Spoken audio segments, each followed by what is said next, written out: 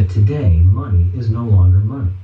Today, people are saving counterfeit dollars, money that can be created at the speed of light. In 1971, President Nixon took the US dollar off the gold standard and money became debt. The primary reason why prices have risen since 1971 is simply because the United States now has the power to print money to pay its bills. Today, savers are the biggest losers. Since 1971, the US dollar has lost 95% of its value when compared to gold.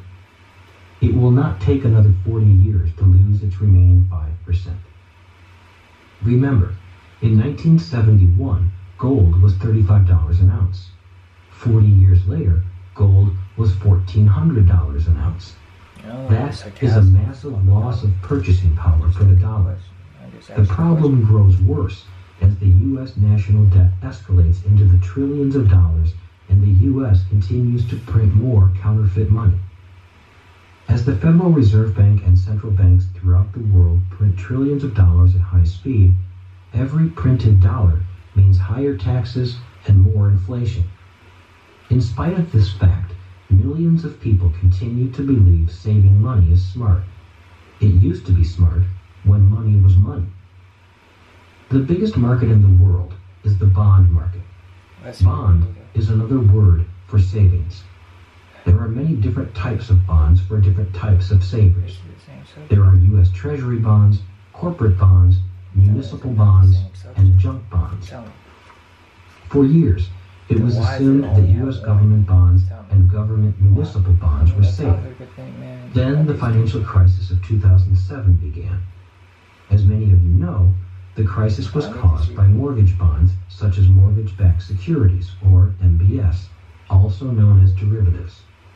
Millions of these mortgage bonds were made up of subprime mortgages, which were loans to subprime or high-risk borrowers.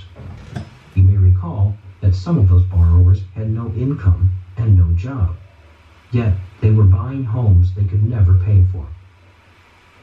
The Wall Street bankers took these subprime loans and packaged them into bonds, magically got this subprime bond labeled as prime, and sold them to institutions, banks, governments, and individual investors.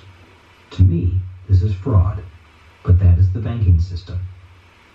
Once the subprime borrower could no longer pay the interest on their mortgages, these MBS bonds began blowing up all over the world. Interestingly, it was Warren Buffett's firm, Moody's, that blessed these subprime mortgages as AAA prime debt, the highest rating for bonds.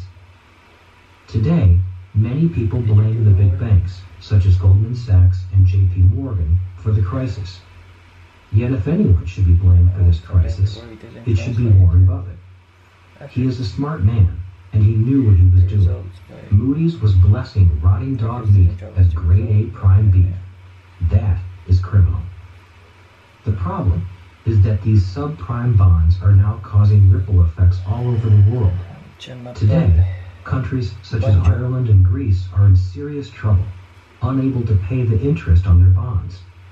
In the United States, governments and municipalities are going broke, unable to pay the interest on their bonds. In 2011, millions of individuals, many retirees, pension funds, governments, and banks are in trouble as the bond market proves how